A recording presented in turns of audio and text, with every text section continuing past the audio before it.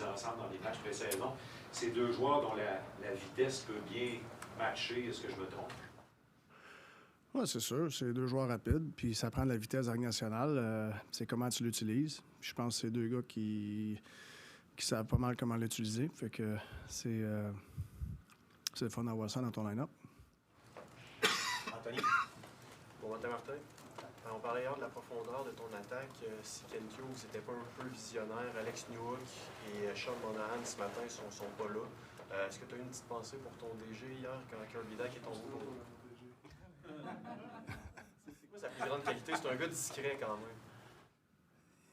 Kent, c'est un travaillant, il est calculé, très intelligent.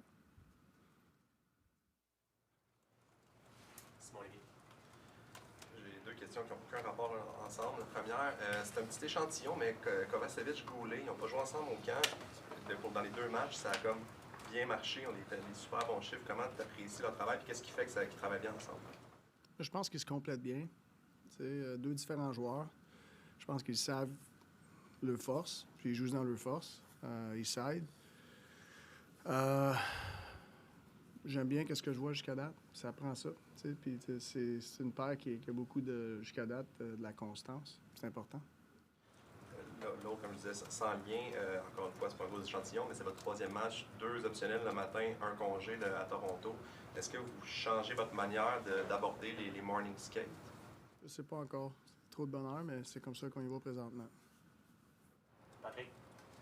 De l'autre côté, ce soir, il va y avoir Marc-André Fleury qui est en train de rattraper peu à peu Patrick Roy. Il est tout près au niveau des victoires. Tu l'as affronté. Je ne sais pas si tu le connais un peu comme personne. On l'a côtoyé. On sait que c'est un très bon vivant, mais comme compétiteur, qu'est-ce que tu peux nous dire sur lui? Bien, tu n'as pas une longue carrière comme ça avec du succès sans être un compétiteur. Que je ne connais pas personnellement. Je connais de lui. C'est un gars, je pense, qui amène beaucoup d'enthousiasme à l'aréna. Puis je pense qu'il est adoré par ses coéquipiers. Puis juste ces qualités-là, ça te fait jouer une longue carrière. Mackenzie, Eric, Arpit. Salut Martin. It was nice to see Kirby Dach on the bench just to kind of stay around with the guys. How important is that just in terms of normalcy, not only for him, but for the team as well, to still have him around the group? I think it's part of it for everybody, and I don't think we're in that normalcy stage with him yet, but, we got to find a way to keep his morale up. And him being around, it's definitely not just going to bring him up, but the group as well. So it's something that we have to manage and make sure we stay on top of because it's a hard thing for a young player, to go through what he's going through, and we're going to help him. Harry? With him absent, Marty, how does that change the structure of that 5-man unit on the power play? Yeah, it's changed. Andy's going to go there tonight. It's another righty. We got to, we had done some work with that group, and now we're going to integrate Andy into that. And, how long it's going to take, I don't know. But, we're going to move forward with that and see where it takes us and, be patient with it, but be aggressive at our time. With what Josh does specifically versus what Kirby does is something different, right? So how can he kind of... Well, they have similarities in the way, obviously they're both righties, they're both big guys. They both can transport the puck too and help out on breakouts. Andy probably more of a pass-first guy, Andy more of a shoot-first guy. So there's, we just got to find the right balance and try to, have them make, the best reads they can make on the ice, depending of the defending team, and then the other 4 guys are on the ice with offensively. So we're going to work at it. Take a few more. Marvin? Just a quick follow to that. I don't know. We noticed in Toronto. I don't know, not so much in Chicago, but Kirby being in the right circle instead of Nick, and you kind of moving Nick around. Does it make it a little less? Are you not allowed to do that as much, basically, with the setup? With Josh coming in, does that limit your ability to do that? We're gonna. That's what I mean. We have to. We have to see some reps, and we have to have community. We have to talk about it and see what, when you change player there, how is it going to affect the movement or not the movement? So we have to figure that part out. Earlier during training camp, I think you mentioned that there's a lot of ways to build a lineup. You can load it up at the top, you can balance it out. What goes into that decision of whether you should have kind of a top-heavy lineup or a more balanced one? Well, sometimes it's home or away, you know, how deep the other lineup is. You know, the guys that are available to play. There's a lot of things that come into play, and we're trying to, you know, every time and sometimes maybe you would think of changing the lineup, but it's going so good that you don't. But you gotta feel it a little bit, you know. So sometimes you start a game a certain way, doesn't mean you're gonna finish like that. But there's a lot that goes into why, you know, we're building our lineup a certain way, and it's not one reason. There's multiple reasons.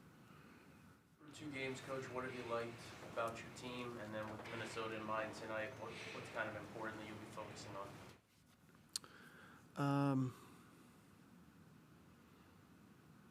You know, I've liked both games for the most part. I've liked our start. You know, I think we come out good, and we've been 2 games we've been in situation in the third period where we have leads. You know, and I think we have to tighten up a little bit how we manage the risk in the third, but it's a good position to be, and we want our group to feel comfortable in that position, but you have to build up so much in the first 2 periods to get in that position.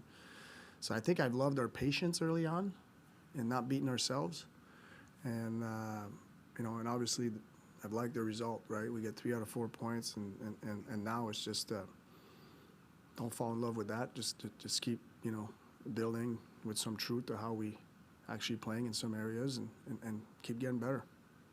We'll take 2 more. Patrick and Simon Olivier for follow-ups. Martin, hier, on a vu Raphaël Dépinard travailler au centre de l'enclave en avantage numérique. Quelles sont les qualités pour toi qui font en sorte que ça pourrait avoir du succès en ce qui concerne Raphaël? Ben, Raphaël, tu peux le mettre partout. Il sait c'est quoi le... C'est un gars en avant du net, il sait c'est quoi sa job. C'est un gars qui est dans le trou, là, mais il sait c'est quoi sa job. Fait que, tu sais, t'as pas à expliquer beaucoup de choses à Raphaël. Je sais que tu as dit que les lignes, on les verrait ce soir, mais du côté du line-up, parce que ton gardien, puis tu as les comment c'est ça? Est-ce que Barron joue ce soir? Merci, Coach. OK, merci beaucoup. We should be able...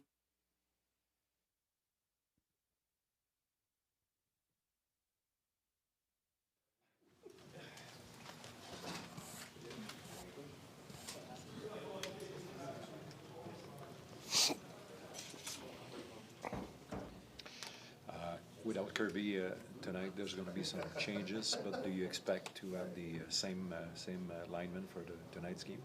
I have no idea. Obviously, with the morning skate here, you don't know full lineup probably till we get here tonight. So we'll see. We'll see then. Well, as a veteran, it did not change your approach, even if you don't know who's going to be your line mate tonight. No. I think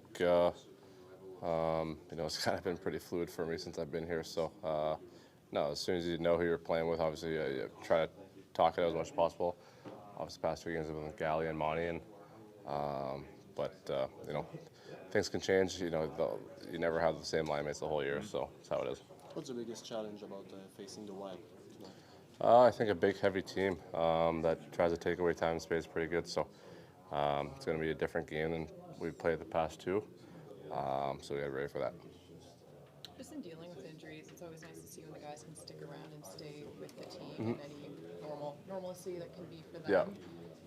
Just in your experience, how important is that for an athlete that's dealing with injury? Massive. I think with last year with me, I went to the rink every day just to be around the guys, just try to keep in it. I think, you know, for me, it was maybe easier to be home when the guys were on the road. I had my family to deal with and help me out. And, you know, maybe with Kirby being a younger guy, you know, his family's at the rink, right? So, you know, it's nice to see him, and I'm sure for him it's nice to be here.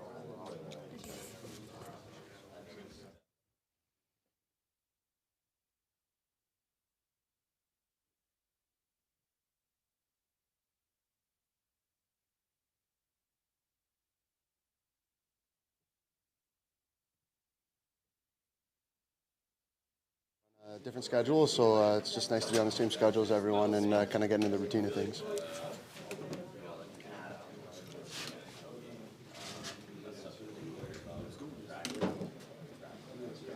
in for Game 3. Just like, where's your head at so far and how the first few games have gone for yourself? I haven't played the first two, so for going into this game, I'm just excited to get back in the lineup, and then should be a fun game. Minnesota will be a good challenge. So just super excited, super fired up for tonight. You're going to be playing alongside Jake Evans, I suppose. How did you see his start of the season? He looks very confident out there. Yeah, he's a great hockey player, and it looks like he's playing some really good hockey right now. I'm just happy for him. I mean, obviously, it was a slower start for him last year, so to see him come off to like such a hot start and just really find his confidence. He's a really good hockey player and someone that I know a lot of guys respect in the room, and he takes care of a lot of little things that maybe a lot of people don't see. So just excited for him, and I'm excited to be able to join his line tonight. How much pride do you put in being trusted on the PK also? Yeah, I mean, hopefully I get an opportunity out there, and it's something that for me to establish my game and grow my game, I need to be solid on the PK. So for me, if I get those opportunities, I'm just going to try to do the best I can and really help the team kill penalties. What does it do for the team to see Kirby on the bench this morning? Just wondering about it.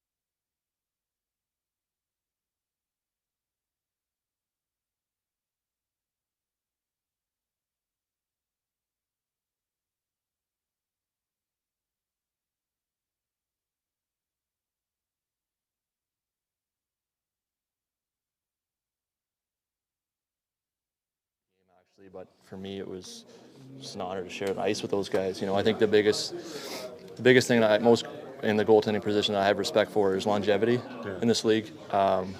It's really hard to be a good goalie for a long time in this league. I think it's probably the hardest thing to do in any position.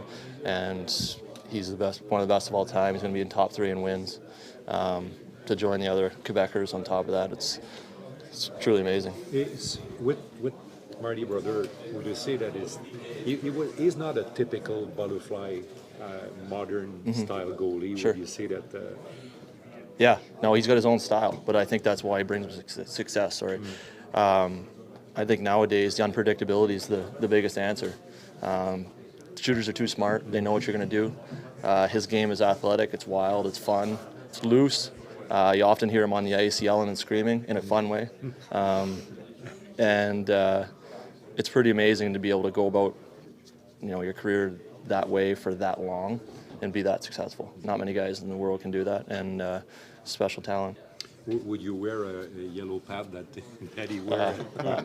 I think he rocked it. I still remember going to watch him in World Juniors in Halifax when I was a kid. and he had the yellow pads playing for Cape Breton at that time, and that's his look. You know, you got to rock your look, and he's rocked it for so long. So that's his look and no one else's. The approach you're describing about him, the lights approach.